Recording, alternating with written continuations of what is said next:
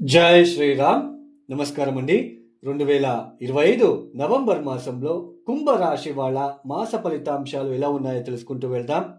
ఈ 2025 నవంబర్ మాసంలో ఏ గ్రహాలు ఎక్కడెక్కడ సంచారాన్ని చేస్తున్నారు అని సూచించే జాతక చక్రం.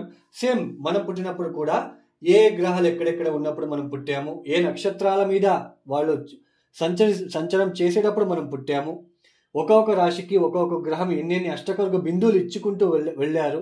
ఇవన్నీ కూడా మన జాతకం ద్వారా తెలుసుకోవచ్చు. అది ఏదైనా కావచ్చు. 2025 నవంబర్ మాసంలో చూడండి, శని మీన రాశిలో సంచారం చేస్తున్నారు. అయితే వక్రించారు. నవంబర్ 28వ తేదీ నుంచి ఆయన వక్ర త్యాగం చేస్తున్నారు. రాహు కుంభరాశిలో సంచారం, కేతు సింహంలో సంచారం, గురు అతిచార మార్గంలో ఈ యొక్క కర్కాటక రాశికి అయితే వచ్చారు. అయితే ఆయన వక్రించి ఈ యొక్క నవంబర్ 11వ తేదీ నుంచి వక్రించి సంచారాన్ని ప్రారంభం చేస్తున్నారు. ఇక రవి మనకి తులారాశిలో నవంబర్ 16వ తేదీ వరకు తులారాశిలో సంచారం, తదుపరి ఈ యొక్క వృశ్చిక రాశిలో సంచారాన్ని ప్రారంభం చేస్తున్నారు. అలానే ఈ యొక్క శుక్రుడు మనకి నవంబర్ 2వ తేదీ నుంచి నవంబర్ 23వ తేదీ వరకు తులారాశిలో సంచారం, తదుపరి వృశ్చిక రాశికి వచ్చి సంచారాన్ని ప్రారంభం చేస్తున్నారు. అలాగే కుజుడు కూడా స్వక్షేత్రంలో దశమ స్థానంలో సంచారం చేస్తున్నారు. మీ రాశి నుంచి దశమానికి అధిపతి అయిన కుజుడు దశమ స్థానంలో సంచారము.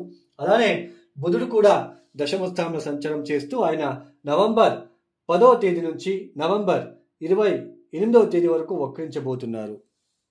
ఈ ఒక గ్రహ సంచారం రీత్యా ఈ కుంభరాశి వాళ్ళకి చూడండి, ఈ కుంభరాశి వాళ్ళకి జన్మరాశిలో రాహు, ద్వితీయంలో శని వక్రించారు. ద్వితీయాధిపతి గురువు 6వ స్థానంలో సంచారం చేస్తూ నవంబర్ 11వ తేదీ నుంచి ఆయన కూడా వక్రించబోతున్నారు. చూడండి, ఆరోగ్యరీత్యా మీరు చాలా జాగ్రత్తలు తీసుకోవాలి. అలానే కుటుంబ ఆర్థిక విషయాలలో కూడా తెలియని ఇబ్బందులు, ఒక స్ట్రెస్ లాంటిది మీరు ఫేస్ చేస్తూ ఉండడానికి అవకాశాలు ఎక్కువగా ఉంటాయి. అలానే పెళ్లి కాని వాళ్ళకి కూడా పెళ్లి డిలే అవుతూ ఉంటుంది. ఎందుకు పెళ్లి డిలే అవుతుంది ఏంటో అర్థం కాని పరిస్థితులు ఉంటాయి. అలానే మన జన్మజాతకంలో కూడా ఏ దశాభుక్తి జరుగుతుందో చూసుకోవాలి. ఎందుకంటే కుంభరాశిలో లక్షల మంది పుట్టి ఉంటారు, అందరికీ కూడా పెళ్లి విళంబం అవుతూ ఉండదు. బట్ గురువు వక్రించాడు. సామాన్యంగా మీ జన్మజాతక రీత్యా కూడా ఇబ్బందులు ఉంటే పెళ్లి డిలే అవడానికి, కుటుంబ రీత్యా ఆర్థిక రీత్యా ఇబ్బందులు, ఆరోగ్య విషయంలో ఇబ్బందులు తలెత్తే సూచనలు ఇలాంటివన్నీ మీరు చూస్తూ ఉంటారు. కుటుంబ ఆర్థిక విషయాలు ఏదో తెలియని దిగ్భ్రాంతి అనేది ఉంటుంది.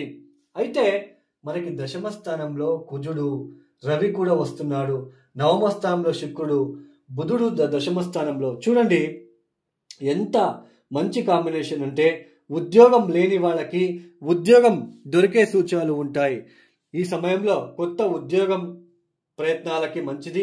అలానే కొత్త వాహనం కొనుగోలు చేయడానికి కూడా కలిసి వచ్చే సూచనలు ఉంటాయి. కొంచెం అప్పులు చేసి అయినా అప్పులు అనేది ఈజీగా దొరుకుతూ ఉంటుంది ఈ సమయంలో. ఎందుకంటే ద్వితీయాధిపతి 6వ స్థానంలో ఉచ్చ స్థానంలో ఉన్నాడు కాబట్టి నవంబర్ 11వ తేదీ వరకు అప్పులు ఈజీగా దొరకడానికి అవకాశాలు ఉంటాయి. లోన్స్ కావచ్చు, ఇవన్నీ మీరు ప్రయత్నం చేసే వాళ్ళకి చాలా బాగుంటుంది. తొందరగా లోన్స్ రావడం కూడా మీకు కలిసి వస్తుంటుందని చెప్పుకోవచ్చు. అయితే ఈ రవి కుజుడు ఒక దశమ స్థానంలో సంచారం ఏదైతే ఉందో ఇది చాలా అంతవరకు మీకు ఉద్యోగంలో మార్పులు, వ్యాపారంలో కూడా అభివృద్ధిదాయకంగా ఉండడానికి ఆస్కారాలు ఉంటాయి. కొన్ని కీలకంగా మంచి విషయాలు మీకు జరిగే సూచనలు ఈ కుంభరాశి వాళ్ళకి ఉంటుందనే చెప్పుకోవచ్చు. అలానే చెక్ బౌన్స్ అవడము ఇలాంటివన్నీ మీరు చూస్తూ ఉంటారు. కొంచెం జాగ్రత్తలు తీసుకోవాలి.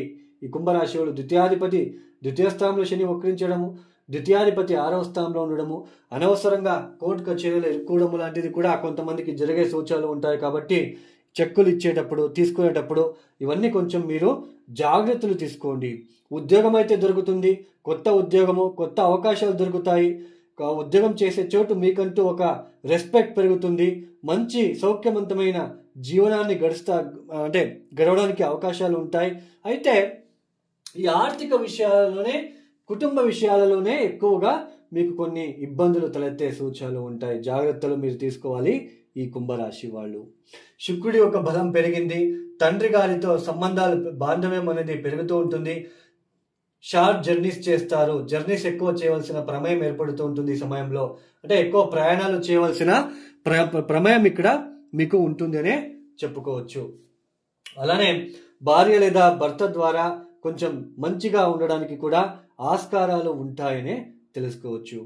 అయితే ఈ కుంభరాశిలో పుట్టిన వాళ్ళకి జన్మంలో రాహువు, ఏదో తెలియని భయము, ఒక దిగ్భ్రాంతి, ఇవన్నీ కూడా ఉంటాయండి. అంటే రాహు అనేది ఇక్కడ మనకి జన్మరాశిలో మనకి మంచి ఫలితాలు ఇచ్చినప్పటికీ జన్మరాశికి అధిపతి అయిన శని ద్వితీయంలో ఉండడం అనేది అంత మంచిది కాదు. కుంభరాశి వాళ్ళకి మొత్తానికి కొత్త ఉద్యోగం అయితే లభిస్తుంది, ఉద్యోగంలో అభివృద్ధి, అలానే ఇంక్రిమెంట్లో రావడము, అలానే కొత్త వాహనం కొనుగోలు చేయాలి. Yes, this is the right time, ఇది మీరు చేసుకునే ఆస్కారాలు ఉంటాయి. సైటు లేదా గృహ మార్పిడి చేసుకోవాలి. ఎస్, మీకు కలిసి వచ్చే సూచనలు ఉంటాయి అనే చెప్పుకోవచ్చు. మొత్తానికి కుంభరాశి వాళ్ళకి ఆరోగ్యరీత్యా, ఆర్థిక విషయంలో, కుటుంబ విషయంలో కొంచెం ఒత్తిడులు ఎక్కువగా ఉంటాయి.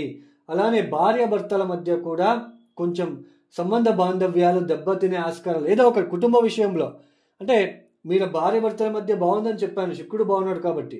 అయితే కుటుంబ రీత్యా మీ భార్య లేదా భర్త తరపున కుటుంబ వ్యక్తులతో ఏదైనా ఇబ్బందులు వచ్చి బయటికి రావాలని కోరుకోవడము, ఇలాంటివన్నీ కూడా మీకు కనిపిస్తూ ఉంటుంది. ఈ కుంభరాశిలో పుట్టిన వాళ్ళు తప్పనిసరిగా మీరు ఏం చేసుకోవాలి అంటే, మీకు పంచమాధిపతి బుధుడు అవుతాడు. చూడండి, విష్ణు ఆరాధన, విష్ణు సహస్రనామం చదువుకోవడం లాంటిది లేదా వినడం లాంటిది చేస్తూ ఉండండి. జన్మరాశిలో రాహు వచ్చినప్పుడు, పంచమాధిపతి బుధుడైనప్పుడు సో ఈ విష్ణు ఆరాధన చేస్తూ ఉండండి. అలానే ప్రతిరోజు కాలభైరవేశ్వర ఆరాధన, మృత్యుంజయ మంత్రం చదువుకోండి. మృత్యుంజయ మంత్రం మీరు గురు దృష్టి శని మీద ఉండడం ఉంటుంది కాబట్టి మృత్యుంజయ మంత్రం మీరు ఎంత చదువుకుంటారో మీకు అంత బాగా మంచిగా ఉంటుంది. అలానే ఎవరికైనా ఆస్ట్రాలజీ కన్సల్టేషన్ కావాలనుకుంటే డిస్ప్లే అవుతున్న నెంబర్కి నేరుగా కాల్ చేయండి. ఈ యొక్క వీడియోని క్లోజ్ చేస్తున్నాను. సర్వే జనం సుఖినో భవంతు. ధన్యవాదాలు. అలానే ఎవరైతే వీడియోని చూస్తున్నారో లైక్, షేర్, సబ్స్క్రైబ్ చేసుకోండి. సర్వే జనం సుఖినో భవంతు.